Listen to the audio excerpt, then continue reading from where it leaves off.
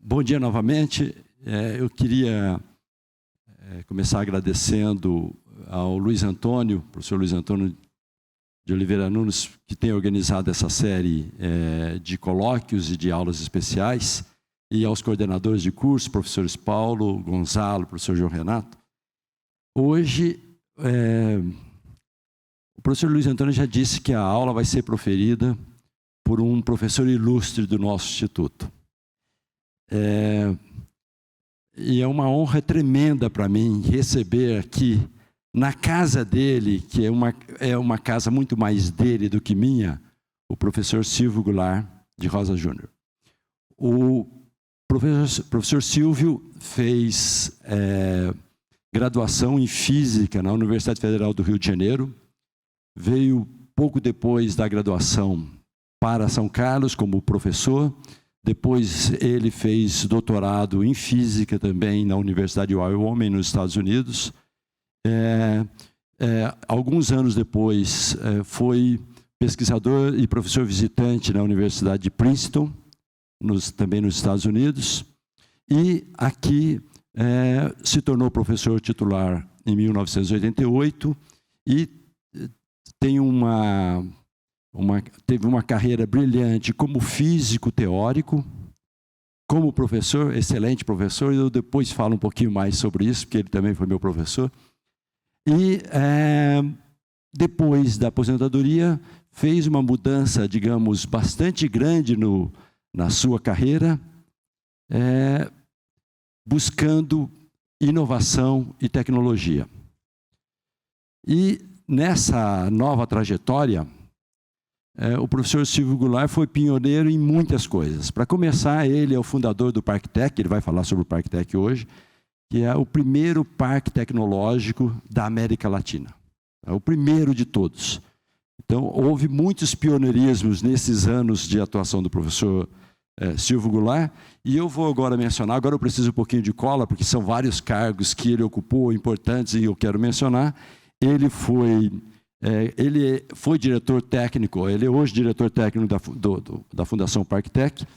Ele foi conselheiro do Sebrae São Paulo, ele foi conselheiro consultivo da FAPESP, ele foi presidente do Sebrae São Paulo de 1995 a 98, ele foi presidente da Associação Nacional de Incubadoras e Parques Tecnológicos, Amprotec, de 91 e 93, lembrando que incubadoras e inovações, inovação e incubadoras eram palavras que não constavam do léxico da academia, do setor acadêmico, antes da atuação do professor Silvio Goulart. Ele foi um dos pioneiros para isso.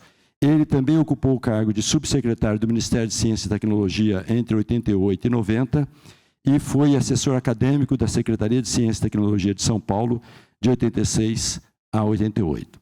Então, para nós é uma honra enorme receber hoje o professor Silvio Goulart, que vai falar para vocês sobre coisas que vão além da academia, e é uma honra, um privilégio para nós termos o professor Silvio Goulart hoje conosco. Obrigado, professor. Muito obrigado.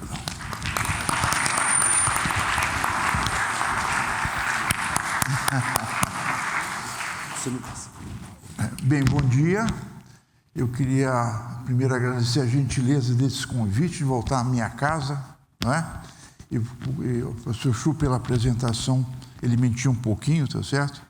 E a mentira faz parte da nossa vida, nós temos que educar a mentira, tá certo? E poder falar para vocês que estão no começo da carreira. Essa palestra é para vocês, tá certo? Foi pensada para vocês. E eu voltando meu tempo lá atrás no Rio de Janeiro, carioca, cheio das manias bonitas de carioca, cheio de xixi, quando eu voltei para cá, aquele sotaque carregado, bacana, até não esse sotaque caipira aqui do interior de São Paulo.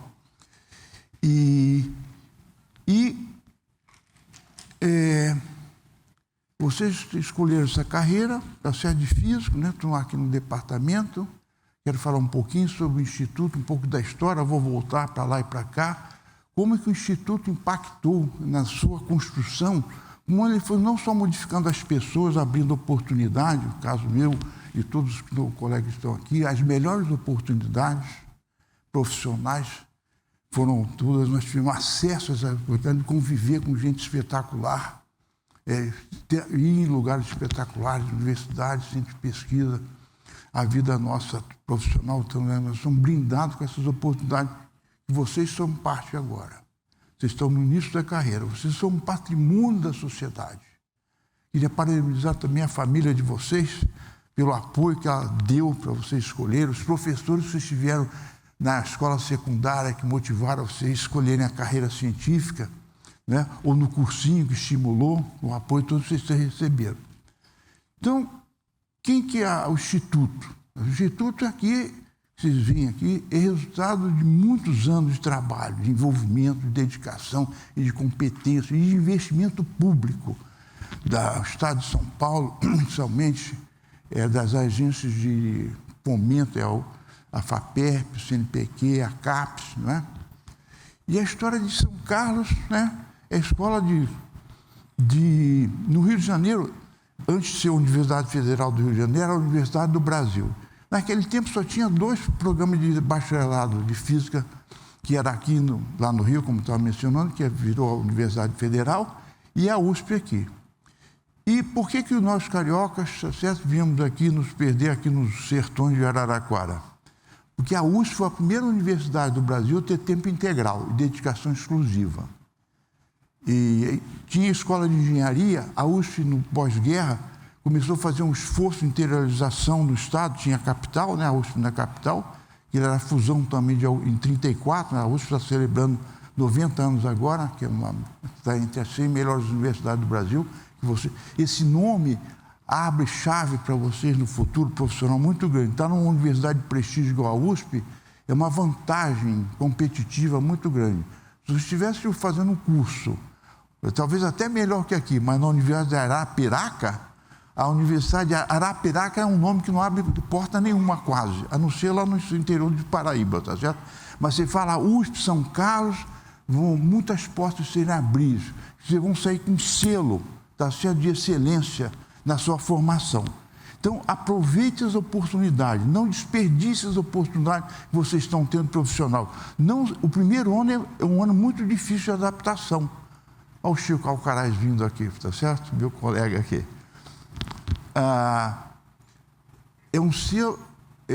Então, esse ano de transição, vocês estão, né, mudaram de cidade. Quem que é de fora de São Carlos, por favor, só levantar o braço. Todo mundo, tá certo? Quem é de São Carlos? Poxa, tem bastante, parabéns, tá certo? Então, vem morar fora, vai para a República, um lugar complicado, né? Os veteranos vão estimular vocês a fazer coisas que não são as melhores, né? Então, e fundamental não sair do perfil agora. Esse ano é o primeiro ano de transição, vocês têm responsabilidade sozinhos, longe dos pais, tá certo? Vocês têm que tomar decisões diárias, cotidianas. Eu não quero ser moralista, só estou falando assim, não saia do perfil. Não saia do perfil. Seja bom aluno, não ande com vagabundo, não ande com vira-lata, tá certo? O sucesso tem 3 coisas. Não ter ideia burra, nem vira-lata. Não vai lugar de vira-lata ou lugar ruim. Fuja e não ande com gente ruim. Vocês estão em um ambiente que só tem gente boa, tá certo? Então, fuja do cara ruim, cara que não gosta de estudar, que vai gozar de você, que você tem prova amanhã e você quer estudar, o cara está atrapalhando. Esse cara é má companhia. Afasta esse camarada. Afasta de mim, pai, esse cálice, tá certo? É veneno puro. Invista em você. Aproveita a oportunidade. Aproveita a oportunidade. Tem excelentes professores. Todos os professores daqui têm um passado profissional espetacular. E os professores marcam vocês, tá certo? Para melhor. Então, aproveite esse ambiente ultra estimulante. Aqui vai desde física experimental e física aplicada até física teórica. O Chico Alcaraz aqui, tá certo? Que é meu colega que trabalha em sistemas solúveis, exatamente solúveis, é o extremo da física teórica. Eu também sou de física teórica. Então, você tem um espectro amplo de você se entusiasmar por alguma carreira. Visite os laboratórios. Vocês têm uma biblioteca monumental. Isso é produto de muito investimento de escolhas, livros escolhidos. Aproveite. Aproveite. Seja egoísta, pensa o melhor para você. Segundo o criador da Embraer, tá certo? Ele fala, pensar pequeno e pensar grande é o mesmo custo. Então você fala o seguinte, vou pensar grande, querer o melhor para você. Então já falei muito de vocês, vou prosseguir aqui na conversa, tá certo? Então o Instituto, como eu tinha falado anteriormente, é resultado de um esforço monumental. Então quando nós viemos para cá, eu me lembro, quando o Sérgio e a Ivone, que são os criadores aqui, pioneiros, e por que São Carlos deu certo? Porque a opção naquele momento, isso é pós-guerra, né? Pós-Segunda Guerra Mundial. A física de matéria condensada não era uma área muito prestigiada naquele tempo, aqui no Brasil pelo menos. O que era importante era a física nuclear, né? Segunda Guerra Mundial, a invenção da bomba atômica, né? Reação em cadeia controlada. Então, era o charme de todos os lugares. E lá no Rio de Janeiro tinha os pioneiros que vieram para cá, o professor Bernard Gross, que era o Instituto Nacional de Tecnologia, e o Joaquim Costa Ribeiro. E eles faziam física, naquele tempo era estado sólido, hoje é matéria condensada, experimental. Isso, na minha faculdade, era olhado como uma coisa não tão importante, não tão charmosa. Mas esse grupo do Sérgio e Ivone estava ligado a esse grupo de filhos. Então, o que eles trabalhavam naquela época? Coisas bem simples, mas que podiam ser feitas em laboratório. Trabalhavam com cristais halogênicos alcalinos, como o sal de cozinha, em que tem uma estrutura muito simples e que você pode crescer esses cristais no laboratório e ver os defeitos que esses cristais tinham e estudar os campos cristalinos. Então, você poder crescer a amostra que você vai estudar era fundamental, porque antes você tinha que obter as amostras fora do Brasil. Quem tem a amostra, você tem um objeto que você vai estudar, as descobertas você que vai fazer. Então, fazer as amostras, você podia dopar aquelas amostras como você queria, estudar os defeitos cristalinos que tinham naquele cristal e você poder fazer avanço, descobrir, entender aquele... Então, fazer física experimental em matéria condensada, que era relativamente barato, não dependia de grandes instrumentos, grandes equipamentos, era uma física compatível com o que o Brasil podia suportar. O CNPq foi criado como um esforço. Olha só, no pós-guerra, o almirante Álvaro Alberto, que é o nome do submarino nuclear que o Brasil está construindo, ele percebeu a importância da ciência e tecnologia para o esforço de guerra e para a vitória dos aliados contra o nazismo. Então, ele foi o criador, ele era amigo do Getúlio Vargas, que na época, né, foi o criador do CNPq. Então, que o Brasil tinha que ter uma entidade de fomento que promovesse formação de recursos humanos, e aí foi criada a Bolsa de Iniciação Científica, que é uma coisa pioneira no Brasil, que vocês, bons alunos, com boas notas, podem procurar. Tem uma fartura de bolsa de iniciação científica aqui, da CAPES, CNPq, da FAPESP. E professor adora aluno bom. Os bons alunos aqui vão ser disputados a tapa pelos professores. Porque aluno bom trabalha, motiva, não sabe ferro, é entusiasmado, dá ânimo. Professor, tá certo? É igual a estrutura, vamos fazer aqui, um esqueleto. Tem o osso que produz o sangue. E o sangue oxigena, tá certo, todo o sistema. Nós somos na medula. Então, vocês são o sangue que irriga o sistema. E os professores fazem parte da estrutura que produz o sangue, você entendeu? Então, o professor adora, precisa de um aluno motivado, que trabalha, que estuda, que questiona, que pede, que incomoda. Então, sejam chatos, mas sejam bons alunos. Fundamental. Isso é o começo da carreira.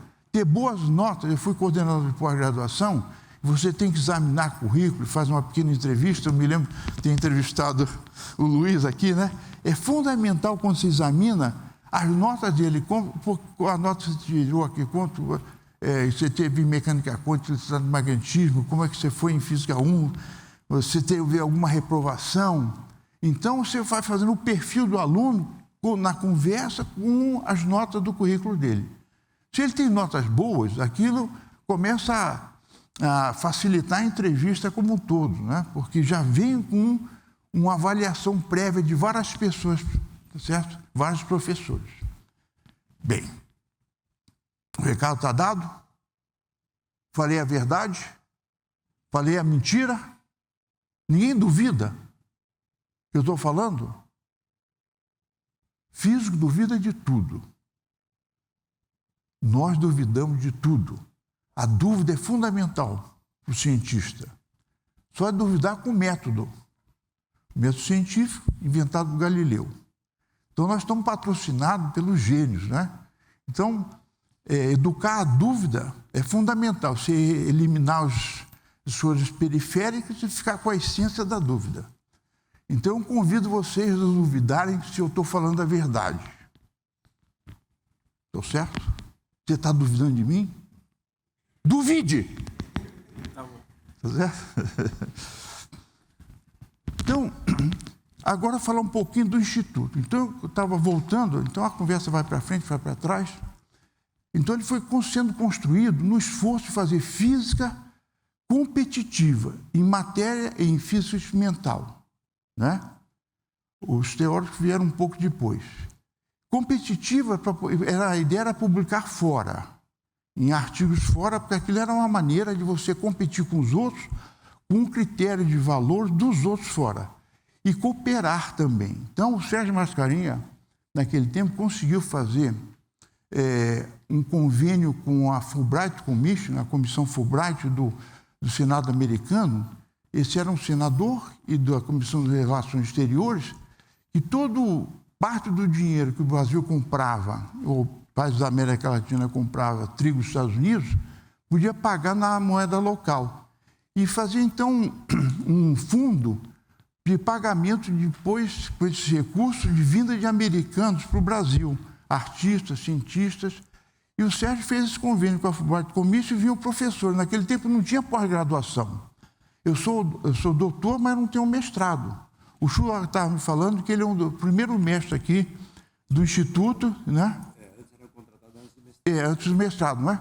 Então, o Brasil não tinha um programa de mestrado, nem doutorado. Tinha um modelo de doutorado antigo, francês, que você ficava muitos anos para você ter. Então, era quase uma concessão do catedrático. Esse modelo de formação mais acelerado, para você ter volume, modelo americano, você entra na graduação, na pós-graduação, você faz cursos, o exame lá de qualificação, e depois a tese, a dissertação, e você ganha um título, né? Para você apressar a formação de recurso humano qualificado, porque esses recursos humanos qualificados, nós físicos, somos importantes não só na academia, mas também nos laboratórios de pesquisa dos órgãos de governo, por exemplo, nas agências de, por exemplo, da Anvisa, um órgão que contrata pesquisadores, mas também nas empresas. Ter físico trabalhando em laboratório de empresa, vou dar um exemplo aqui, a Bell Lab dos Estados Unidos, que seria o tipo de uma telefônica, uma companhia de telefonia, ela tinha um laboratório famosíssimo, né? Que tinha prêmios Nobel. Por exemplo, a descoberta, a invenção do transistor foi feita por 3 pesquisadores no laboratório da Bell. Eles ganharam o prêmio Nobel, né? Por isso aí. Todo quem está vivendo hoje essa revolução da microeletrônica tem origem lá no laboratório de uma empresa. E ela vivia, tá certo, da inovação tecnológica para melhorar os serviços que ela prestava. Então, ter físico trabalhando em empresa é uma coisa antiga que o mundo inteiro faz, e inclusive aqui no Brasil está começando agora com algum vigor. E não precisa ser uma empresa grande, que eu vou aqui falar, tá certo, mais para frente. Pode ser uma empresa pequena, né? O que eles chamam de startup, ou deep tech, tem vários nomes. Antigamente tinha empresas de base tecnológica, né? Então, os físicos também criam empresas. E a primeira empresa incubada no Brasil foi uma empresa que saiu daqui de dentro. Saiu da física aqui. É a optoeletrônica, criada por 2 professores, o Jaba Caiado de Castro e o Milton Ferreira de Souza, que foi o criador, né, do Parque Tech. Eu fui, de certa maneira, cofundador com ele, né? Milton era uma pessoa interessantíssima, foi também um carioca que veio na primeira leva para cá, com o Sérgio Mascarenhas e a Ivone. Então, ele criou, ele e o Jaba, e 3 técnicos da oficina de ótica de precisão, que era o Djalma Quinalha, Maurici e o Zé Gordo, que eu não sei o nome deles, ele era conhecido pelo apelido Zé Gordo e Écio. Então, 3 técnicos, 2 professores criaram a primeira empresa. E eu sei que, por exemplo, o professor Banhato, que tem um grupo de ótica, com os alunos dele, criaram mais de 20 empresas. Então, o departamento aqui, o Instituto, tem uma tradição muito forte, não só fazer física teórica de um lado, física experimental, mas também no desdobramento dessa física experimental, ter aplicações fora, importantíssimas, e enriquece a sociedade. Então, a ciência, não existe ciência inútil nem inocente. A ciência é um instrumento de poder. A gente está vivendo um período agora, muito claro, não é? Em que você tem uma hegemonia muito grande que está chamado do Atlântico Norte, que é a Europa e os Estados Unidos, né? E esse poder econômico, científico, cultural, militar, ele é fortemente baseado em ciência e tecnologia, né? Então, para isso, para a gente entender com uma certa clareza, vamos pegar aqui vamos ver se eu consigo, né? Essa parte aqui, eu vou voltar, né? Que seria você, a física e a USP, né? O segundo é o seguinte: qual o modelo de universidade? Por que as universidades foram constituídas?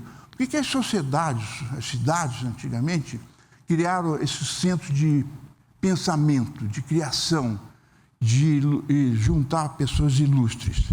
A primeira, do lado, esquecendo o esforço da Índia, da China, do norte da África, do Oriente Médio, a primeira universidade que afeta, de certa maneira, a nossa vida foi em Bolonha, 1088. Essa universidade foi criada porque os códigos do direito romano não davam sustentação jurídica suficiente para o comércio que as cidades da Itália tinham com o Oriente Médio. Todo mundo já ouviu falar de Marco Polo, né? Marco Polo foi um explorador, né? E essa conexão da Itália, de várias cidades italianas com o Oriente Médio, com a China, a seda era uma coisa muito apreciada, as joias, pérolas. Então, esse comércio internacional feito pelos mercadores era fundamental você ter. Como é que você troca dinheiro, como é que você registra contrato? E o direito romano, que era o que existia naquela época, não era suficiente, não tinha os instrumentos suficientes para garantir, para ter segurança que fizesse que esse comércio prosperasse. Então, a Universidade de Bolonha foi formada, o centro dessa universidade foi a Faculdade de Direito, gerar novas normas que pudesse patrocinar, tá certo? E pudesse estimular e garantir as relações comerciais entre o norte da Itália e o Oriente. Isso gerou uma riqueza enorme, né? Na Itália, que é responsável toda pelo renascimento das artes, né? Em 1400, 1500, 1600. Inclusive Galileu, a Universidade de Pisa, onde Galileu foi educado, foi criada em 1340 e poucos, e Galileu é 1500. Então a riqueza é indispensável, tá certo? Para você ter uma qualidade de vida boa. Então toda a riqueza gerada pelos comércios com o Oriente foi patrocinado, de certa maneira promovido, estimulado pelo pensamento que se criou dentro da Universidade de Bolonha. O segundo modelo de universidade já é um modelo de Humboldt, é a Universidade de Berlim, é 1810. Qual a diferença desse modelo de universidade para a de Bolonha? É que a universidade, que é o nosso modelo aqui, tá certo? Você faz ensino e pesquisa. Esse modelo de fazer pesquisa dentro da universidade, institucionalizar a pesquisa, não só o ensino, foi feito na Alemanha, no começo do século XIX. Esse modelo foi copiado no resto da Alemanha, e vocês vão ver que a física hoje que nós estamos fazendo aqui tem as raízes, está certo, nesse modelo de universidade. Ele prospera, se espalha pela Europa toda e é transferido também para os Estados Unidos. As universidades americanas mais antigas, Eles, na verdade, eram seminários para a formação de ministros das várias denominações religiosas. Por exemplo, Princeton era uma faculdade, um seminário para formar pastores ou ministros, tá certo? Presbiterianos. No final de 1800, eles perceberam, quiseram fazer de Princeton uma universidade padrão mundial. Então, mandavam os seus professores de matemática, foram para a Alemanha. E eles trouxeram o Jeans, da lei Rayleigh Jeans, para ser o primeiro diretor do departamento de física da universidade, estava se modelado nas universidades inglesas, de Cambridge e Oxford, que foi criado também é uma das primeiras universidades depois de Bolonha, né? Bolonha, acho que Paris, Cambridge, né? E a universidade que eu quero chamar a atenção também é de Coimbra, em Portugal, que afeta a gente, que eu vou contar nessa história aqui. Então, o modelo da Universidade de Hamilton é esse modelo da universidade de pesquisa, ensino e pesquisa. E o terceiro modelo que eu peguei lá é Stanford, que ela foi criada já nos Estados Unidos como uma modelo. Ela foi feita uma doação de uma família, tá certo? Stanford, em homenagem ao filho lá, que, de outra maneira, foi acidentado. Então, para homenagear a memória do filho, eles fizeram uma doação para criar essa universidade. E eu botei aquela data, 1939, que foi um professor do Departamento de Engenharia Elétrica, chamado Frederick Tellman, tá certo? Que ele estimulou 2 alunos dele a criar a empresa Hewlett-Packard, HP. Eram alunos, engenheiros do Departamento de Engenharia Elétrica desse professor. E esse Departamento de Engenharia Elétrica, no tempo da guerra, contribuiu muito no desenvolvimento de equipamentos eletrônicos, de esforço, tá certo, na geração, no desenvolvimento de radares. Então, Cranston, que a gente usa, é uma válvula geradora de micro-ondas, que a gente usa no micro-ondas que vocês têm aí para esquentar a comida, né, na República de vocês, é uma invenção do Departamento de Engenharia Elétrica, tá certo, da Universidade de Stanford. Então, esse modelo que você faz pesquisa, ensino, pesquisa e transferência desse conhecimento, assistida desse conhecimento com seus alunos e seus professores para a criação de empresa do lado da universidade. Essa empresa, a Hewlett-Packard, se instalou começou numa garagem, mas instalou em seguida num terreno da universidade. Então, a universidade moderna hoje é a universidade empreendedora. Ela treina e capacita a gente através da pesquisa, e parte dessa pesquisa que tem impacto econômico direto, ele sai, tá certo? Não só o título, patente, mas sai com gente empresário. E aqui a gente tem feito isso, né? Vários alunos, que eu já citei o caso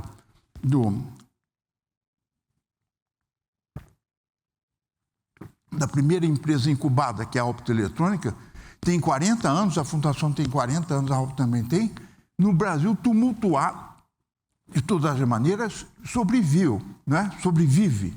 Então, hoje, ele tem um departamento de pesquisa na empresa, né, na optoeletrônica, de vários engenheiros contratados aqui, e vários físicos também, né? A empresa tem uma parte de aplicação na área médica muito grande, a parte de odontologia também, não é? Oftalmologia, né? E tem uma parte de segurança, uma parte militar. O Brasil tem necessidade de desenvolver tecnologia apropriada para resolver nossos problemas. Ninguém está interessado no Brasil, nos problemas do Brasil. Então, a solução dos nossos problemas, nós já vamos resolver. E o papel dos físicos é fundamental em ter uma comunidade de físicos bem treinados, motivados e que queiram ficar ricos. Nós temos que fazer a apologia da riqueza. A inovação tecnológica gera riqueza.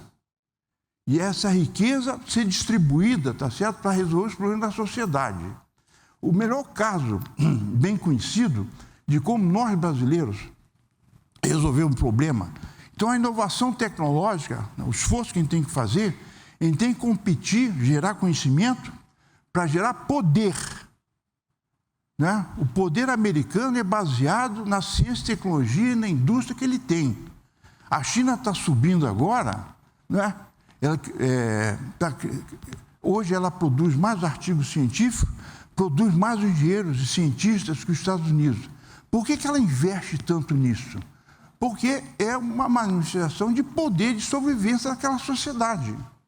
O Brasil é um país continental, com todos os recursos, uma população enorme, com recursos naturais monumentais, um mercado interno monumental. E qual a contribuição de nós brasileiros para a humanidade? Tem os gregos, né? Fizeram todas as artes, a filosofia, os romanos com a engenharia, né? Qual a contribuição de nós? Nós estamos civilizando os trópicos. E qual a demonstração que a gente já fez isso? Com o agronegócio. A Embrapa, que tem aqui também, a Embrapa Instrumentação, fica aqui na praça, né? Em frente aqui, saiu também da física. Então, não só nós nos criamos, nos modificamos, mas impactamos não só na cidade. A fundação, né, Parktec, saiu da física. A primeira empresa incubada na América Latina saiu da física. A Embrapa Instrumentação saiu da física. Uma visão estratégica que nós temos que transferir, ou seja, gerar conhecimento apropriado para a solução dos nossos problemas. Ninguém está interessado com o problema da doença do carrapato no gado. Porque ninguém não tem gado na Islândia, nem carrapato no gado da Islândia.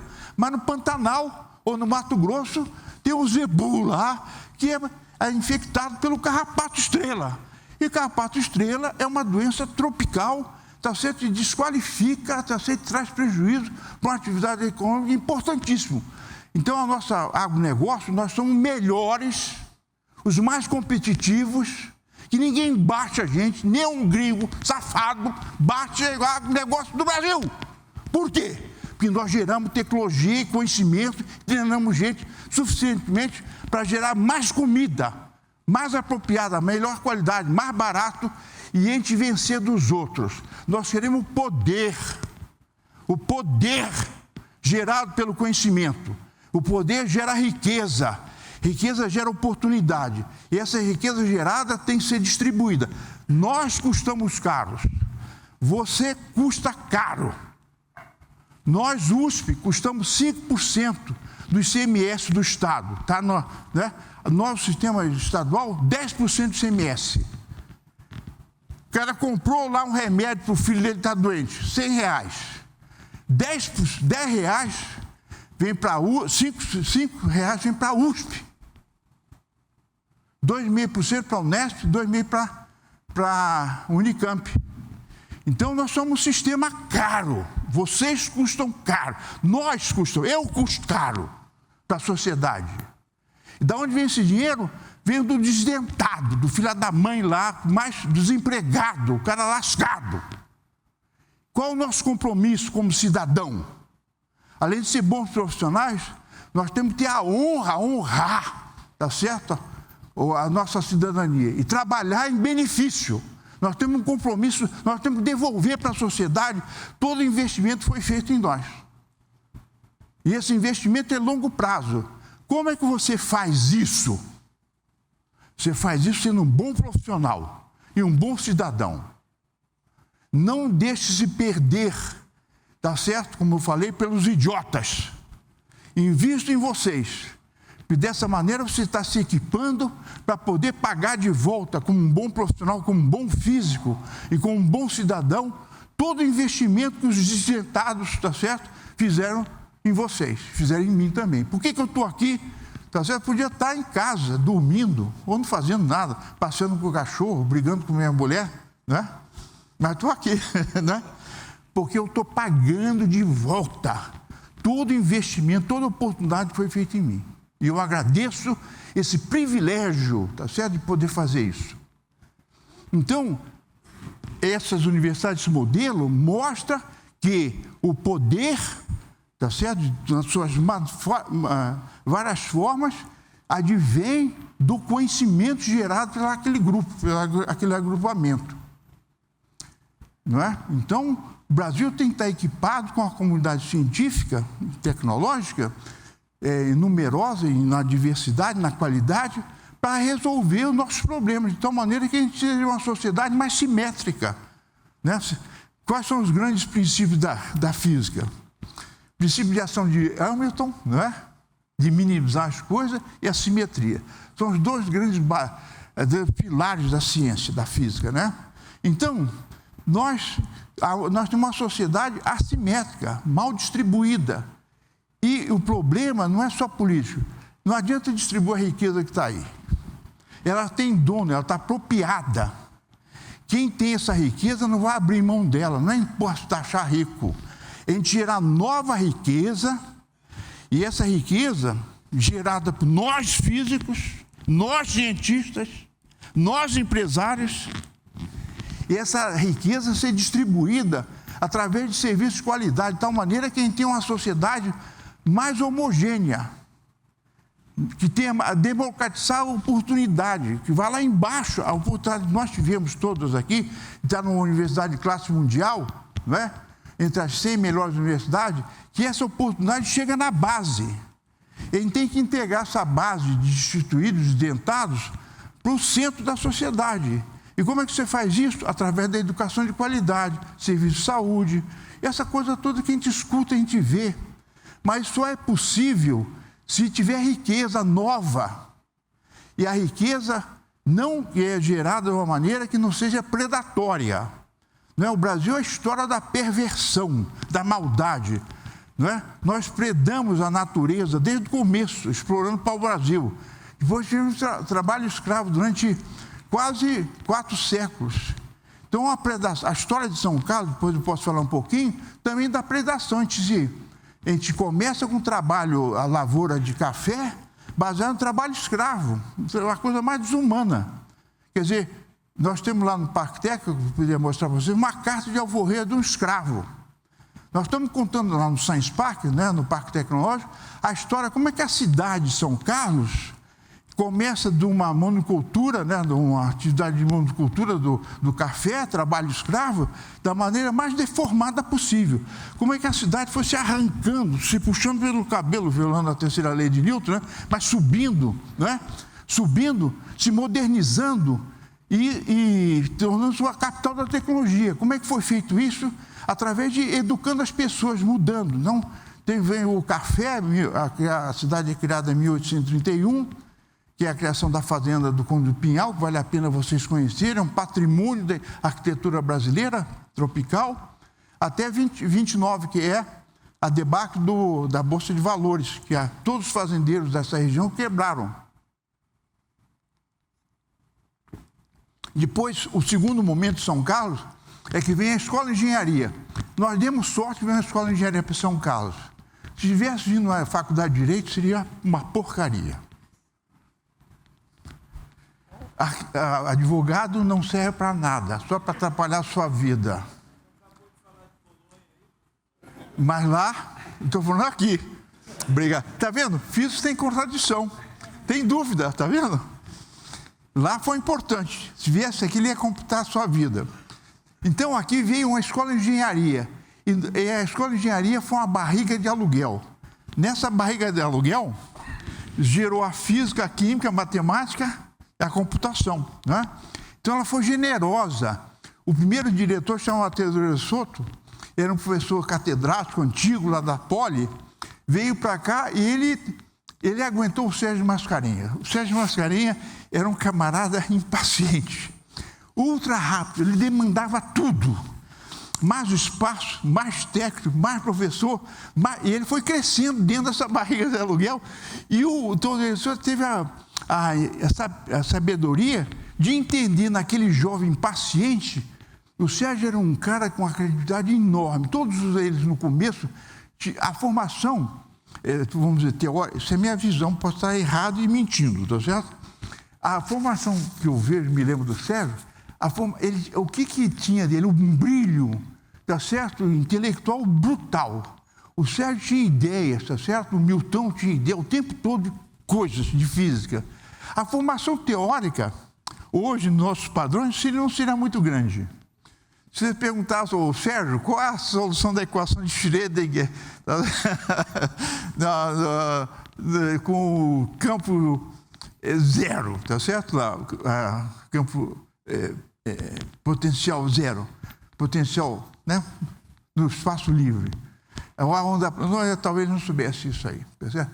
Mas, em compensação, a intuição que ele tinha de física era monumental. Então, esse brilho, esse entusiasmo, essa pressão que ele fez aqui, permitiu alargar fisicamente mais eletricidade, mais espaço, ar-condicionado. Me lembro quando veio o primeiro liquidificador de nitrogênio para cá, a festa que a gente fez, criar a oficina mecânica, a oficina de ótica, depois com o Milton, a oficina eletrônica, tudo foram conquistas dentro da escola de engenharia. Depois transferiu esse negócio para a criação do Instituto de Física e Química. Então, continuando, eu falei um pouco o que São Carlos diferencia. E aí tem um dedo da física muito forte, né? Então, vieram esses grupos, essas pessoas, vieram as pessoas mais novas. Eu acho que o primeiro são carlense a fazer física foi o Vanderlei Banhato, né? O Vanderlei é da cidade, né? Vieram outras pessoas, o Oscar Hipólito, que é meu colega do meu tempo, ele é do interior de São Paulo também. Ele fez a graduação dele em Rio Claro. Então, no comecinho também já tinha um programa que eu falei para vocês, daquele Fulbright Commission, vinham americanos dar curso aqui de pós-graduação. Não tinha pós-graduação, a gente fazia curso, tá certo? Em inglês, vinha professor, cada um com interesse, e a gente foi fazendo essa... E tinha vários alunos que vieram de outros lugares para cá, atraídos por essa possibilidade de se educarem a continuar sua formação. Então, desse entusiasmo, desse esforço, foi criado também a Universidade Federal de São Carlos. Naquela época, um deputado federal chamado Pereira Lopes, Ernesto Pereira Lopes, que era um médico, e era político local, muito prestígio. Ele era daquele tempo da Arena, e ele foi presidente da Câmara Federal. E ele teve acesso, na época, ao presidente, a esse regime militar. E a primeira Universidade Federal do Estado de São Paulo veio para onde? São Carlos, São Carlinhos, São Carlão. Porque tinha prestígio junto ao poder de pleitear a vinda da primeira Universidade Federal para o Estado de São Paulo. O Estado de São Paulo agora tem 3 universidades federais. E como é que essa Universidade Federal foi criada? Foi imaginado um modelo de pesquisa. Outra vez, baseado naquele modelo de Humboldt, né? Ensino e pesquisa. O primeiro curso da engenharia da Federal foi engenharia de materiais, que naquela época não tinha engenharia de materiais no Brasil. Então,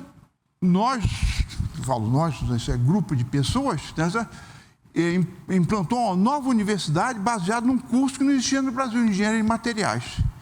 E esse comportamento lá na Federal, então todo o modelo de desenvolvimento da Federal foi baseado na inovação na engenharia, na nova modalidade de engenharia, né? Então, tem a Embrapa, também a Embrapa, tem 2 Embrapas em São Carlos. Tem a Embrapa, estou me adiantando um pouco aqui, tem a Embrapa Pecuária do Sudeste, fica perto da Federal, tem aqui através da praça que é instrumentação. Também nasceu dentro da física. E é entendimento, né, por jovens físicos daqui, Silvio Crestana, vamos ver que tem, Paulo Gruvinel, você é desse grupo lá de Barretos, né? Que veio para cá. Então, o Sérgio Maçã estimulou o uso de técnicas de física em pesquisa para a agricultura. Esse é um dos melhores centros de pesquisa da Embrapa. A Embrapa tem 40 e poucos centros de pesquisa no Brasil, 2 deles estão em São Carlos. Então, essa densidade, né, de entidade de ensino e pesquisa e extensão, vamos chamar assim, 2 universidades de classe mundial, 2 centros da Embrapa, né? Nós temos uma prefeitura que tem a primeira Secretaria Municipal de Ciência e Tecnologia, criada pelo Sr. Tundiz da Federal, que é um cientista também, especialista em águas tropicais, espetacular. Se tiver a oportunidade com o Tundiz, vocês vão ver uma pessoa também o tempo todo falando de coisas, se tem ideias, tem empresa que foi incubada lá no ParkTech, né? Você faz pesquisa básica, treina a gente, todo mundo, todo especialista em água tropical, de certa maneira, foram criados pelo laboratório do professor Tundiz, dele, a mulher dele na Federal, aqui na USP, e ele tem um centro aqui na represa do Broa, né? Tem mais agora a FATEC, a Faculdade de Tecnologia, tem o Instituto Federal de Ciência e Tecnologia, tem a Unicep, que é uma faculdade particular, mas ali contrata e recruta muitos professores ou recém-doutores, formados na USP e na Federal. Aí tem o Senai, então ele tem que perder o preconceito do trabalho manual. No Brasil é o seguinte, tem até um samba, né? Que branco não carrega nem embrulho. Nós temos um preconceito sobre o trabalho manual.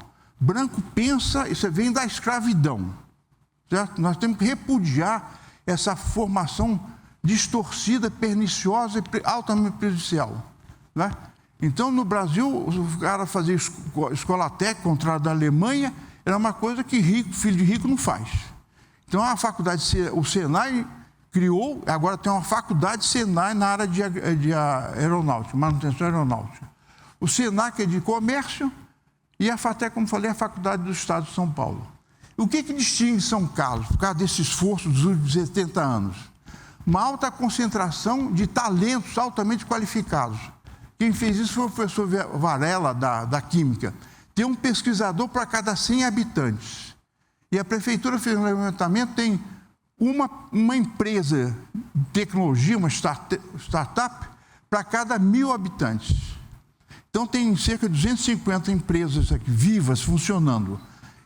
E isso faz uma concentração altamente, tá certo? Grande, como Israel, que eles dizem, você tem um livro até publicado, Israel, a nação das startups, né? Por que Israel, tá certo? Hoje nós temos até uma empresa lá no Science Park que é Israel. O Waze foi inventado em Israel. E várias coisas foram feitas. Porque Israel tem um mercado interno muito pequeno, toda empresa que é criada lá pelas suas faculdades, né, tem que vislumbrar um mercado externo, conquistar. O Brasil, ao contrário, nós temos um mercadaço interno que tem que ser desenvolvido. Então, gera oportunidade para aplicações de várias naturezas, aplicação para vocês, tá certo? Como é que eu estou ainda no tempo, doutora? Então, vocês estão gostando do que eu estou falando? Ninguém gosta. Quero que vocês duvidem de mim. Xingue minha mãe.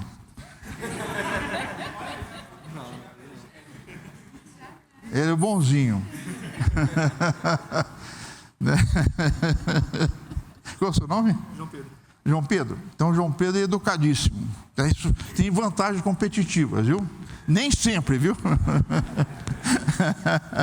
Então, esses são casos, um modelo, um exemplo, um laboratório para o Brasil. O Brasil não vagabundo. Nós não somos vira-lata, como disse Nelson Rodrigues. Nós não somos um país de vira-lata, de medrosos, de covardes. Nós somos um país, está certo, de 203 milhões de pessoas altivas, criativas, orgulhosas da nossa brasilidade. Quem que faz isso?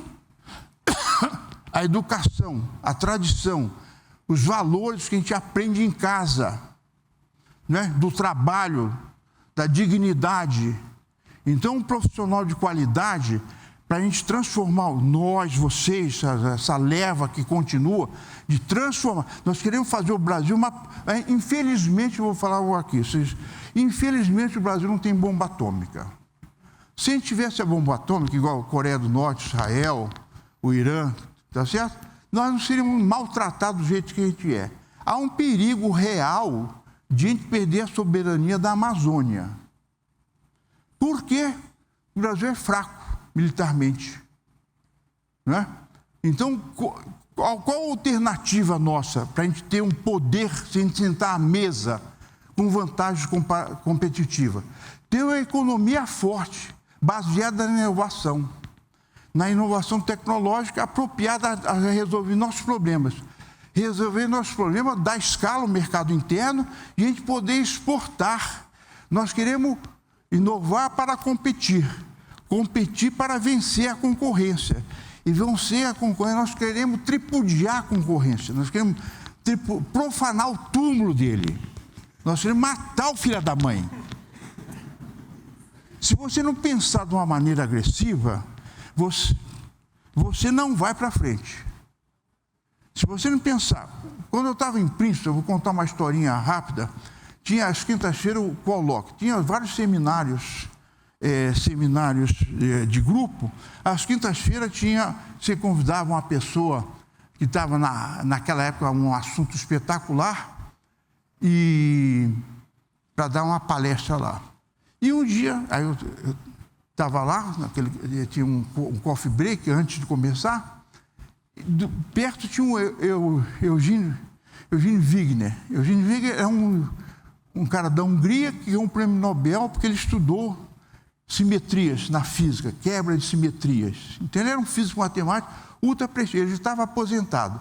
E ele era uma pessoa, ele falava inglês com um sotaque muito forte. Vieram 3 húngaros famosos para os Estados Unidos, todos judeus fugidos por causa do nazismo, né? O esplendor da física, da ciência, da engenharia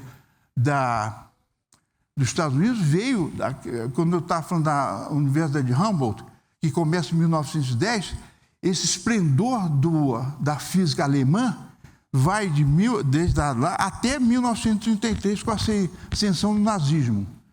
Então, a matemática, toda a matemática, o primeiro slide que eu mostrei lá para vocês é a fotografia de um buraco negro, tá certo? Einstein puro. Einstein é consequência direta da física matemática e de excelência da Universidade Alemã. Não é? Então, essa excelência, e toda a física que a gente faz tem as raízes nas universidades alemãs. A física mecânica quântica é produto típico, tá certo? Planck é alemão, tá certo? Da Universidade de Berlim, ou de várias universidades. 1900 e 1905 são os 2 marcos da física moderna, produto direto da ciência alemã. Então, essa hegemonia, essa supremacia da ciência alemã é perdida com a ascensão do item 33, e essa leva de gente vai toda para... praticamente muitos judeus, uma grande parte, migra primeiro para a Inglaterra e parte para os Estados Unidos. Para o Brasil também vieram alguns desses. Bernard Gross foi nessa leva, que na minha faculdade, a química toda era de professores alemães, lá no Rio de Janeiro. Então, continuando aqui, essa hegemonia que eu estava falando, voltando aqui, é perdida, né, pela fuga dos alemães para os Estados Unidos. Então, São Carlos, voltando agora, né, nós temos que gerar, né, uma comunidade, uma economia, uma sociedade em que a educação de qualidade, que a criação através da inovação tecnológica, seja abundante para gerar riqueza e poder. Para o Brasil, de certa maneira, poder negociar no Conselho de Outras Nações, os BRICS, por exemplo, que ascendem agora politicamente. O Brasil agora é a favor dos Estados Unidos ou da China? Nós estamos tucando, nós ficamos em cima do muro. Nós não temos amigo nem inimigo, nós temos interesses brasileiros a serem defendidos. Nós pensamos no bem-estar da nossa população, na integralidade, no patrimônio, né, que a natureza nos deu, na integralidade do território, que eu estava falando da perda, né, como o Brasil não tem poder militar, na ambição declarada, documentada, tem sobre a Amazônia. Como é que a gente vai defender isso? A gente não tem força para ocupar a Amazônia militarmente, não tem poder para intimidar os outros. Então, a maneira de ocupar é a gente conhecer mais a Amazônia, mais a biodiversidade, gerar mais conhecimento apropriado para ter uma economia. Hoje, esse negócio de biodiversidade, né, do ESG, é uma pressão que eu vejo sobre a economia no Brasil, entendeu? Então, qual a nossa contrapartida? Gerar conhecimento, tá certo? Em quantidade e em volume. Então, essa ascensão da China, que eu estava voltando agora, então começa a haver uma perda da hegemonia, da supremacia. Ela é demorada. Se você for à Inglaterra, e na Inglaterra ainda, em Londres, tem manifestações até hoje do Império Britânico, né, que ele foi perdido na Primeira Guerra Mundial. Mas eles ainda se sentem, tá certo? Ainda com o poder que eles já tiveram uma vez. Mas eles têm um padrão de qualidade muito grande, né? Mesmo não tendo a hegemonia, né? Como já tiveram no passado. Então está havendo um momento agora de transferência ou de aparecimento de outros polos, tá certo, de poder. E esse poder ele se manifesta de todas as maneiras, né? Comercial, industrial, cultural, e a base de tudo da sociedade moderna é a inovação tecnológica. Quem gera conhecimento, nós compramos vacina vagabunda dos outros agora. Está dando um monte de problema aí, no mundo inteiro. Não é? Então, se a gente gerasse conhecimento suficiente para produzir os bens que a nossa sociedade necessita, a gente estaria numa situação tão vulnerável. Fala alto. Sim. Uma coisa que eu gostaria de introduzir. Obrigado. Sim.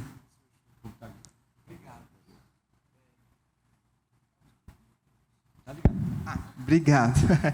Sobre o que o professor tem dito desde o início da palestra, eu queria fazer uma colocação e saber da sua opinião também, que eu acho que eu estou falando com a pessoa certa nesse tema. Foi aprovado. Pergunta curta. Tá. Foi aprovado na Câmara Federal que Campinas vai ter o título de capital nacional da ciência, tecnologia e inovação. E o problema não é que eles tenham, é que com essa concessão, se for sancionada, aprovada no Senado. Nós já temos uma lei federal que faz. Então, sim, exatamente. Mas, se for aprovado no Senado e sancionado pela Presidente da República, a gente vai perder o título de capital nacional da tecnologia. A gente não vai perder nada. A gente vai produzir mais que os outros. A competição é ótima. E campineiro mente também. Vão mentir mais do que eles. Tá certo? Ninguém tem um número igual nós temos, 1%. Então, vamos produzir mais gente, ter mais empresa. Tá certo? Campinas também tem esse predomínio, por exemplo, o laboratório de aceleração do Síncroton lá foi na época do Roberto Lobo, que era diretor aqui, ele achou, eu acho errado, seria para São Carlos, foi perto, levar o laboratório que estava sendo instalado para Campinas. Se tivesse instalado, na época foi, não tem terreno, não sei o quê, mas pegava com a federal, arrumaria, era o negócio do aeroporto. Será que o aeroporto era tão importante? Porque os primeiros cientistas que foram trabalhar no laboratório de Síncroton foram daqui de São Carlos, Alves Krajewicz e o Ricardo Rodrigues. Então, do grupo de raio-x daqui. Então, os cientistas que foram implantar lá, desenhar o primeiro Síncroton, foram de São Carlos. Então, tem que ser o seguinte, a competição é por dinheiro. E se tiver melhores propostas, a gente vai brigar pela melhor proposta. Então, eles estão copiando a gente. Então, o nosso modelo é bom. Deixa eles copiarem, tá? Então, só, eu não quero perder aqui o trem da palestra. Quero falar agora da entidades, o Parque Tech. Como o Chu falou no começo, professor... chamar de Chu. O senhor Oswaldo falou, nós fomos instituídos... por uma ação do CNPq e da USP, da física da USP. A primeira entidade programada para fazer de uma maneira sistemática, organizada, a transferência de conhecimento, tá certo? Algum dos para fora, para o mercado. Nós temos que sair da bolha. Nós estamos numa bolha confortável. Né? Você vai para o restaurante e paga R$2 lá. Tem a biblioteca com ar-condicionado, tem todo o livro que você precisa. Tem as bibliotecárias maravilhosas que te orientam lá. Tem computador, tem laboratório de ensino maravilhoso. O laboratório de ensino de vocês aqui é espetacular. Tem os técnicos lá que entendem, vão te orientar a fazer as coisas. Então, vocês estão num ambiente altamente estimulante. Aproveitem! Seja o máximo, dê orgulho à sua família. Meu filho está na USP, meu filho é físico. Nós físicos somos o melhor do mundo.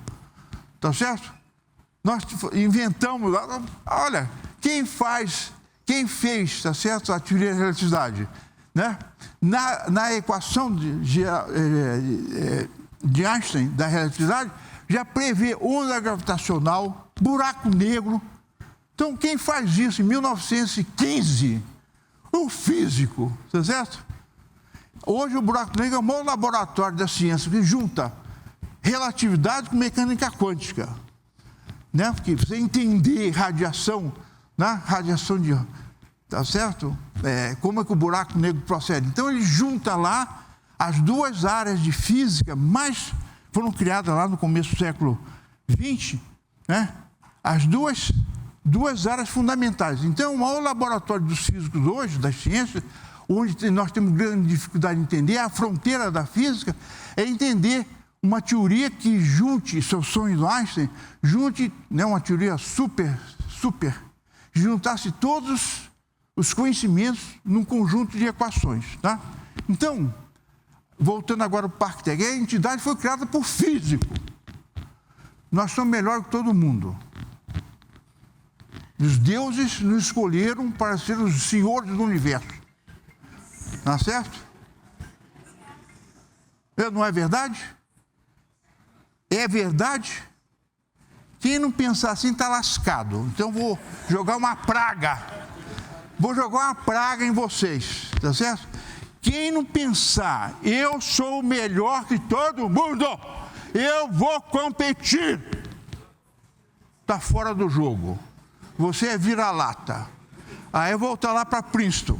Então estava o Eugênio Wigner, ele não tinha os dois dentes da frente, ele era careca e a cabeça dele era igual um foguete. E ele falava um inglês muito carregado. E aí eu vi um aluno debochando, que já era prêmio Nobel, um aluno debochando do Wigner nas costas dele. Eu fiquei horrorizado, né, com o desrespeito. Aí que eu exercitei meu espírito de vira-lata. Aqui a gente fala assim, Wigner, vai mal. E o aluno lá que quer ser primeiro, o Wigner é um idiota. Olha só a cara dele. Se você duvida do cara, você duvida da teoria do cara. Então, aquele aluno presunçoso, arrogante, desrespeita tudo com o método, né? Não vai bater no Wigner.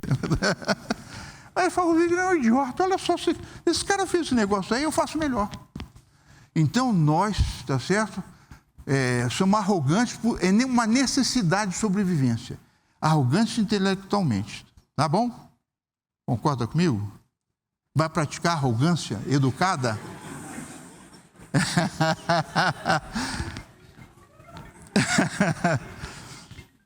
Nós temos um método. Nós não fazemos isso assim de graça. Nós somos educados. Nós temos um método desenvolvido por Galileu. A gente tem dúvida. A dúvida, a gente sabe, a dúvida é fundamental para o físico, para o cientista. A dúvida é educada, como eu falei no começo. Você tem que despojar a dúvida de coisas periféricas, que não são importantes. Deixar não a verdade nua e crua, a dúvida nua e crua. Aí quando você equaciona a pergunta, uma parte da solução está feita. Uma vez eu li uma história que o Einstein, bem novinho, ele se fez a pergunta, e se eu viajasse com a velocidade da luz, como é que eu viria o mundo? Então essa pergunta que ele se fez, moldou toda a vida dele de cientista e moldou toda a nossa vida. A busca dessa resposta foi a transformação que a teoria da relatividade, primeiro especial, depois geral, fez o impacto que está tendo até hoje na nossa vida, você entendeu? Então, é claro que ele é um monstro da ciência, né? Junto com Galileu, com Newton, né? Então, é uma sorte, né? Mas ele também é produto do ambiente. Se o Einstein tivesse nascido na Islândia, ou no Brasil, em Mato Grosso, que é meu estado, ele seria o Einstein com esse produto todo intelectual, com essa devolutiva que ele fez? Não. Talvez se fosse um peão de boiadeiro lá em Mato Grosso, entendeu? Porque ele não tinha um ambiente estimulante. A matemática alemã naquele tempo era um pico. Toda a geometria não euclidiana foi desenvolvida em volta dele. Ele se beneficiou de um ambiente altamente estimulante, que também tem aqui em São Carlos, dentro do Instituto de Física. Não daquele tipo, tá certo? Mas de outras áreas. E vocês estão convivendo, vocês têm que ter olhar, é certo? Igual o mineiro, olhando assim, desconfiado. Então, quando você passar no laboratório de pesquisa, se tiver um colega lá, entre lá dentro. O que você está fazendo? Você já fez isso? Você vai fazer isso? Quem vai fazer isso? Levanta, não tenha medo. Vocês estão tudo com medo. Medo de quê? De mim? Vou bater em vocês? Eu só quero agredir vocês.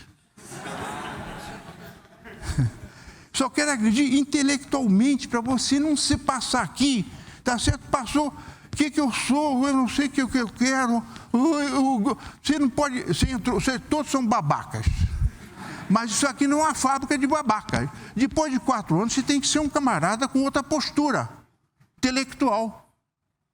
Igual o aluno lá gozando, tá certo? Do lado, eu vou fazer, eu quero fazer, eu vou fazer melhor, eu tenho uma ideia.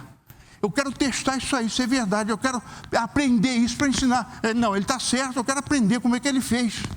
Então, essa atitude, vocês não podem sair daqui, tá certo? Inocentes, como vocês entraram. A inocência é boa, tá certo? Mas ela tem que ser removida e colocada no lugar da inocência a astúcia, o conhecimento, o comportamento, o profissionalismo, o compromisso de ter uma carreira. A carreira de físico é elaborada. Você tem 4 anos de graduação, não saiam do perfil, os seus pais estão fazendo investimento altíssimo em vocês. Não decepcione os seus pais, que estão fazendo sacrifício financeiro. Fizeram comigo, meus pais, né? Quando fui morar no Rio de Janeiro. Muito grande. Então, vocês têm que honrar, tá certo? O investimento. Vocês têm que dar um retorno no investimento que a sua família está fazendo em você. Tem os outros irmãos também. Agora, as famílias são menores. Talvez vocês sejam... Quem é filho único aqui? Não tenha medo de falar. Tá? Quem é filho único aqui? Todo mundo. Quem tem 2 irmãos? É isso. Então... A sua família está fazendo um sacrifício grande em manter você fora, seu filho da mãe. Eles estão investindo em você para ser um bom profissional. Como é que você faz? Ser bom aluno e pedir uma bolsa de iniciação científica. Você já livra, tá certo? Deixa o seu pai tomar cerveja e comer uma picanha no final da semana. Em vez de manter você aqui, tá certo? Vagabundo no final de semana. Estude para ter uma bolsa de iniciação científica.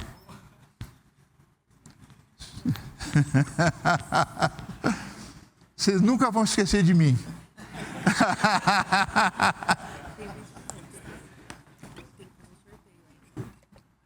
Mas eu quero a sua alma.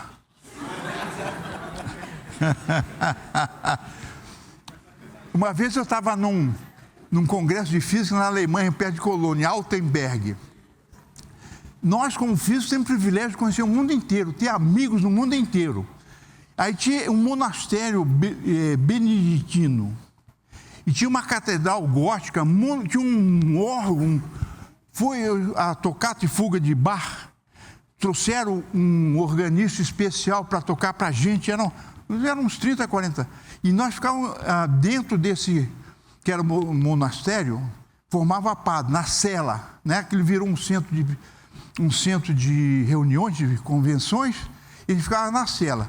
E no final, ele trabalhava durante o dia, no final do dia ele descia a adega lá, e a gente enchia a cara de cerveja e vinho alemão lá, e discutindo física.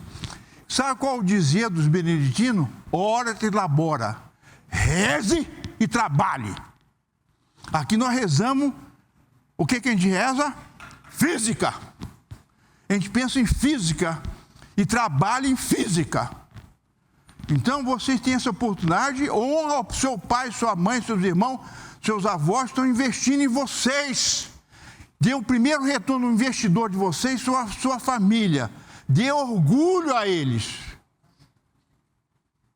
Estou certo? O que me fez a pergunta lá para mim, qual é o seu nome? Do Capital Tecnologia. Gustavo? Gustavo, estou certo? Ele fez a primeira pergunta. Do que eu estou falando, você duvida? Ele tem que duvidar. Discorda? Fez muito bem. Agora eduque sua dúvida, sua discordância. Se ela for burra, eu rejeito. Se ela for inteligente, eu vou responder. Mas depois, tá? Então é assim. Tchaca-tchaca na buchaca. Tá certo? Física é uma ciência experimental. Você faz a melhor teoria do mundo. Não bateu com a realidade experimental, descarta a física, a teoria. Vai para outra. Ela é limitada. Ela só consegue explicar um conjunto de experiências, de realizações. Ela não consegue explicar tudo. As duas teorias que estão aqui são ultratestadas. Mecânica quântica já passou por tudo quanto é teste. Está lá soberba. Relatividade geral, está lá soberba. Ela passou por todos os testes até agora. Então ela está forte. Física não é igual a matemática, a nossa linguagem, né? Então, dando quantidade. O ParkTech também foi criado pela USP, pela física. Então, nós interagimos com a sociedade, nós devolvemos para a sociedade. É importante quem tem uma consciência social, que esse investimento é um investimento, nós somos muito caros, como falei, tá certo? Eu estou há 60 anos na USP. Se eu fosse nascer de novo, eu queria ser físico e trabalhar na USP. Eu tive a melhor vida do mundo, maravilhosa, tá certo? Porque físico, né, como eu já falei para vocês, são físicos também, nós temos uma vida maravilhosa. E a USP é uma universidade de prestígio internacional. Tempo integral, você ficava o tempo todo, às vezes com uma dúvida, pé para cima lá, pensando, ia ter que dar aula para aqueles filhos da mãe agora, estão me atrapalhando, mas ia lá, dava aula, corrigir prova, detestava corrigir prova. Então, nós temos que devolver para a sociedade isso. Uma maneira, quando eu quis fazer o concurso para professor titular, a USP exigia ensino, pesquisa e prestação de serviço à comunidade. Eu falei, que eu, como físico teórico, como é que eu vou prestar serviço à comunidade? O que eu sei fazer que poderia pagar de volta? Aí o Milton, tá certo, tinha criado a fundação em 84. Eu prestei concurso em 88, né? Falei, vou lá trabalhar lá com o Milton, né? Era o Milton da física, eu, e um professor da engenharia, o João Lirani. Então a fundação foi criada em 84. Dezembro a gente faz 40 anos agora, tá? Aí, em 2 de janeiro de 85, foi criada a Optoeletrônica. Uma empresa que saiu também da física, já falei várias vezes, né? Aí nós fomos nos armando, né? Como é que se atende esse empresário que sai da universidade completamente babaca, né? Não sabe fazer nada, não sabe, naquele tempo tinha cheque, ele não sabe passar um Pix, ele não sabe o que é um DEC, ele não sabe um contrato, não sabe analisar. Como é que se orienta esse cara? Então, a inovação torna a empresa competitiva.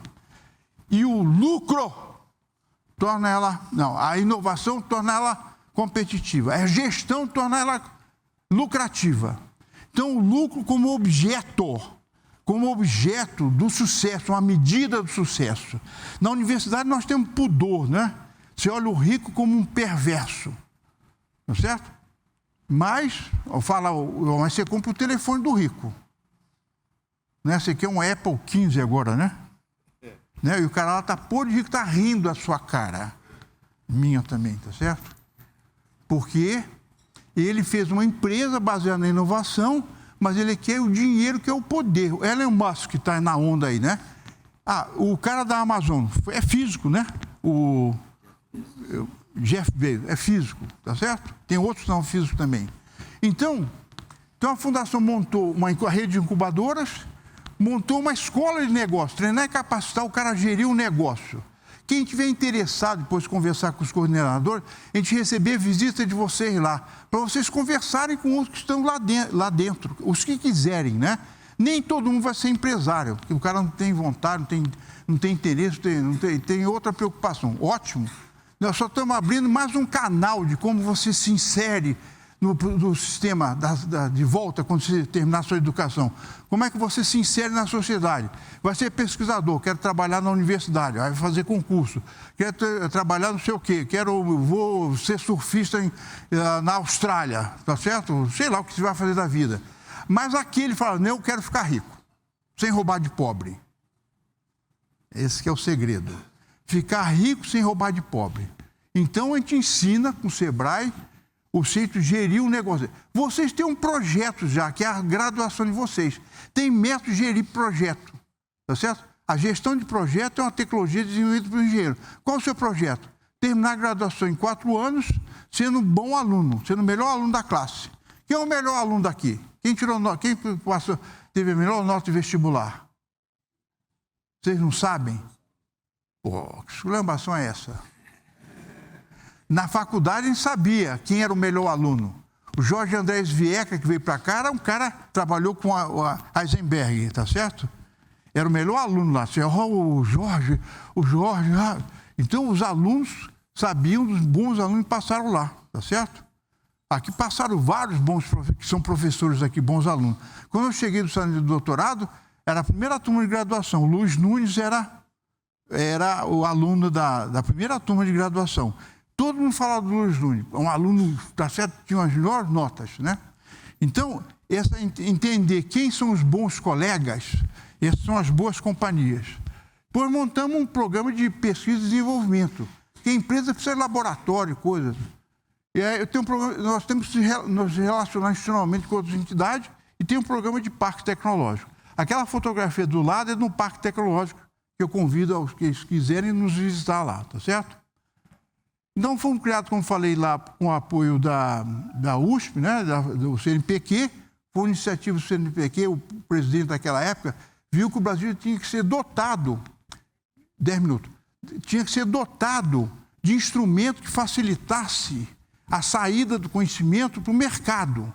A universidade, o Instituto de Pesquisa, não pode ficar isolado completamente. Tem que estar nas canais de comunicação com o exterior, que mantém essa estrutura toda. Então, como é que se mantém? Como é que você presta conta? O número de doutores formados, o número de artigos publicados, o número de patentes feitas e o número de empresas que criaram a universidade. A Unicamp tem filhas da Unicamp. Ela registra agora. A USP, um pouco atrasada, vindo até a concorrência da Unicamp, criou o DNA USP. Então, essa reitoria agora está preocupada também em criar canais em que valorizem como uma prestação de contas para a sociedade que mantém. Nós somos igual a amante argentina, nós somos caros toda a vida, você entendeu? Queremos mais disso, mais daquilo, mais joia, mais automóvel, mais viagem, mais joias. Nós queremos do desdentado, do filho da mãe lá, que está lá, coitado, desempregado, Bolsa Família. Nós estamos arrancando dinheiro do filho da mãe, através do imposto. Então, o sistema de imposto é uma maneira que os poderosos têm de extrair do grupo todo e se apropriar disso. Isso é uma sociedade altamente injusta. Então, isso é que nós estamos combatendo como? Tá certo? Combatendo, gerando riqueza. Tá? E essa riqueza ser distribuída, como insisti, de uma maneira que resolva os problemas da assimetria da sociedade. Tá? E nós, como senhores do universo, temos esse poder de contribuir com isso aí. Tá bom?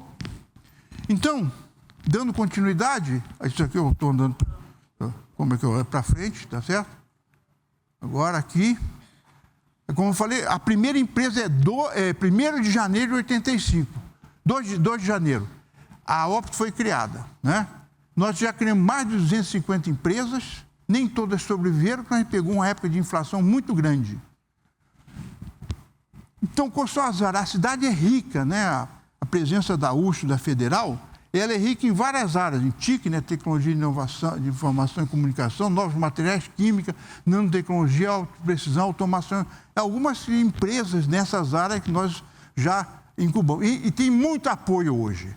O cara que vai começar tem apoio, tem a FAPESP tem um programa especial chamado PIP, Programa de Inovação para a Pequena Empresa. São recursos que a empresa faz uma proposta, a empresa, o empresário, o físico lá, empreendedor, faz a proposta para o FINEP, primeira fase, ganha até R$200 mil, para ele desenvolver a fundo perdido. Ele pode ter uma bolsa para ele também. Então tem a FINEP também, que é Financeiro Estudos e Projetos do Governo Federal. Também tem um programa de apoio. Tem o SEBRAE também. Então, quem está começando hoje tem muito apoio, certo? E a Fundação, então, para atender essa missão, executar essa missão com elegância, se cercou, né, de vários... Aqui são as fases que a gente atua, na pré-incubação, e você está até a ideia, está validando a ideia dele. Então, tem método de fazer isso, para diminuir a perda. O fracasso deixa o outro fracassar, né? O americano fala, eu fracassei 3 vezes, agora minha empresa é vitoriosa. Ótimo, nós queremos ser vitoriosos na primeira tentativa. O brasileiro não aceita a derrota. O brasileiro é 5 vezes campeão mundial, né, de futebol. Quantas vezes nós estamos em segundo lugar? Vice. Quem sabe aí? Quantas vezes o Brasil foi vice em futebol? Ninguém sabe. Nós só sabemos quando ele foi 5 vezes campeão. Então, a derrota tem uma humilhação para a gente. É um troço cultural, né? Então, o que a gente faz? Não se humilhe. Não apoia esse camarada, tá certo? Para ele dar certo desde o começo. Dar certo desde o começo é ensinamento, boas práticas da gestão. A gestão torna a empresa lucrativa. O lucro, nós temos uma sociedade democrática e capitalista. Democrático, império da lei. Capitalismo é o seguinte, queremos que todo mundo fique rico. Então, o discurso da riqueza, que é o que os outros fizeram, vão continuar fazendo, né? Então, a gente apoia a empresa em todas essas áreas aí. Então, quem tem laboratório de vários materiais de química, mecânica de precisão, prototipagem rápida, nós fomos equipando de tal maneira que a empresa use disso aí, quando ela está incubada. Estamos cercados de parceiros. Isso a gente não consegue fazer sozinho, nem vocês, né? Então, vocês têm que aqui uma oportunidade de vocês fazerem contatos, amizades, né? E elas vão ser duradouras, algumas dessas contatos duradouros, na sua carreira toda, na sua vida profissional toda. Não é verdade? Então, é isso aí. Então, você escolhe os bons companheiros, bom companheiro. Da máfia, por exemplo. Bom companheiro da máfia, né? Boa companhia, né?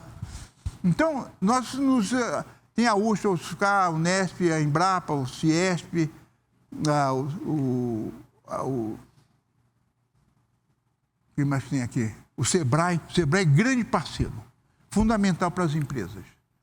Então, agora, o Parque Tecnológico, nosso empreendimento maior, é muito bonito.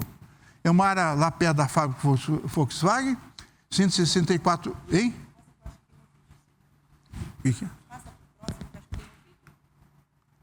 Aqui, ó. Como é que faz agora? Não. Eu vou voltar, É para passar um vídeo para mostrar lá, estamos investindo beleza. O Instituto de Estudos Avançados de Princeton, no emblema dele tem beleza e verdade. Truth and Beauty. Tá certo? Tá, então nós estamos investindo na beleza, no bem-estar, né? Então você vai lá, tem pavão, tem 30 pavões soltos, área de lazer, de convivência, né? Tudo arborizado, igual um campus universitário bonito, certo? De bem-estar, que você possa ter sua empresa abrigada lá e ganhar dinheiro para pagar a gente. Então, lá você vai ganhar dinheiro, nós vamos explorar você, tá certo? Vamos ensinar você a ficar rico e você pagar a gente, tá? Nós queremos ter filho rico, de uma maneira que a gente possa explorar os filhos da mãe de volta, tá certo? Não é? É isso, né? Quando vocês ficarem ricos, vocês vão dar bons presentes, boas oportunidades para os pais de vocês. Tem uma casa de veraneio, levar passeio na Europa, não é isso? Tem que ficar rico! Opa! Quem quer ficar rico aqui? Ah, tá bom. Tem rico em ideia, rico em experiência, rico em recursos mesmo, você entendeu? Então, parte de ficar rico, tá certo? Ter uma empresa de base tecnológica, você consegue exercitar todas essas coisas. Então, o Science Park é isso aí. É um lugar que está sendo construído já, nós ganhamos essa terra em 94 e estamos desenvolvendo esse pedaço aí de muito bem-estar, né? Você não quer sair de lá porque é bom você ficar lá. É tranquilo, é criativo, tem infraestrutura de qualidade para a empresa, né? Isso aqui é o refeitório nosso. Vocês foram lá, a gente faz dependendo da hora do dia, a gente faz um coffee break lá bom, você entendeu? Né? Tem que ser fora da hora do almoço lá para casa das empresas. Ou final da tarde ou começo da manhã, né? A gente mostra lá, aí vocês vão ver as oportunidades que algum de vocês, em parceria ou não, tá certo, possam ter. Então, fica uma oportunidade. Eu não estou querendo conduzir você nessa direção. Só dizer que existe um canal, mais um canal, tá certo? De oportunidade para você como profissional. Tão honrada e tão boa quanto outra qualquer. Então, isso aqui eu copiei de alguma coisa, é o seguinte, isso serve para qualquer... Estude enquanto o vagabundo está dormindo e você está trabalhando, você vai vencer dele, você entendeu? Você vai ser melhor do que ele. Então, você vai ser reprovado. Merecidamente, porque você não estudou bastante. Mas você fala, eu não quero isso para mim. Você trabalha enquanto eles estão se divertindo, bebendo lá caipirinha, no Tusca, lá todo mundo bêbado, tudo vagabundo, bêbado, não vai dar nada a isso. Tá certo? Não vai dar nada, não vai dar... Só uma experiência talvez até ruim para você. Enquanto o cara está se divertindo de uma maneira errada, você está trabalhando.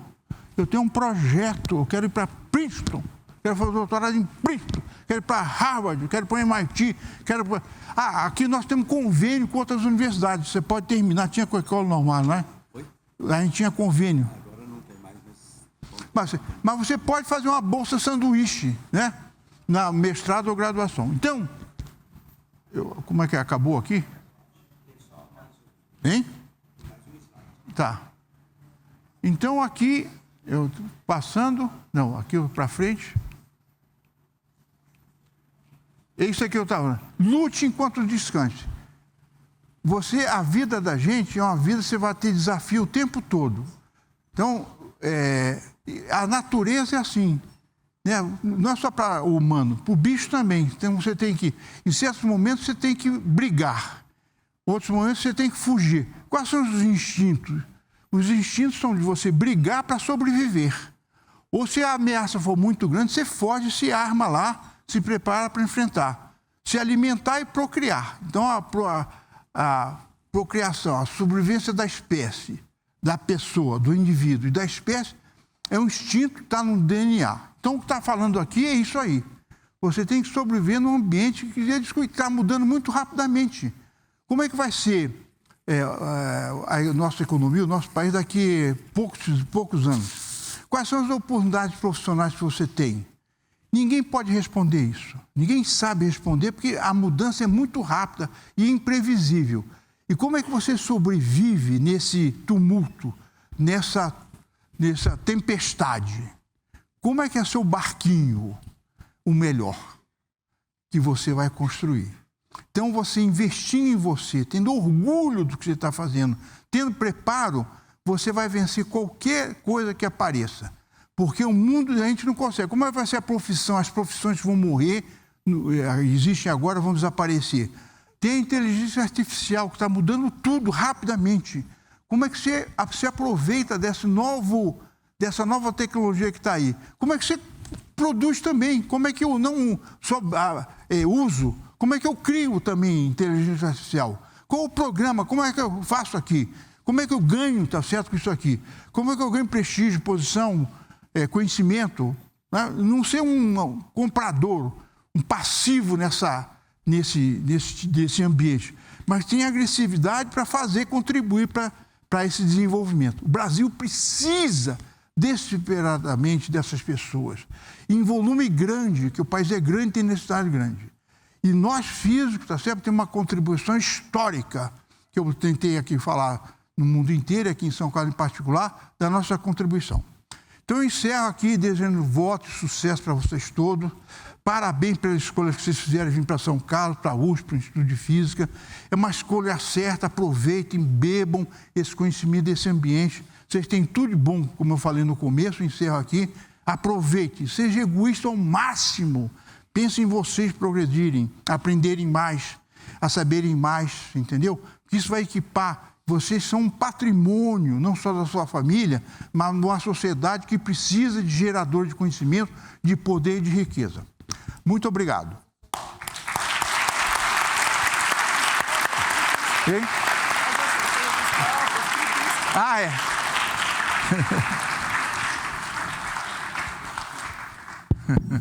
Nós vamos agora, muitíssimo obrigado, Silvio. Nós vamos agora passar para a sessão de perguntas, para vocês perguntarem, mas antes disso, eu queria, em nome do Instituto de Física de São Carlos, é um privilégio. Eu vou entregar essa lembrança ao professor Silvio como diretor, mas na verdade, mas também como ex-aluno, fui aluno do professor Silvio de Termodinâmica, Física e Estatística na pós-graduação. E o professor Silvio teve um papel muito importante na minha vida, não só como aluno, mas também como profissional. Eu já o agradeci muitas vezes, há décadas que eu venho agradecendo, e esta é mais uma oportunidade de eu fazer esse agradecimento, com o privilégio de poder te dar esse mimo, como você vê aqui, o símbolo do nosso Instituto com os pioneiros, e com os seguintes dizeres. Ao professor Silvio Goulart Rosa Júnior, nossos agradecimentos pelas contribuições ao Instituto de Física de São Carlos, da USP, à tecnologia de São Carlos e do Brasil. Muito obrigado. Muito obrigado, Silvio. Muito obrigado. É só uma lembrança, só uma lembrança. Muito obrigado.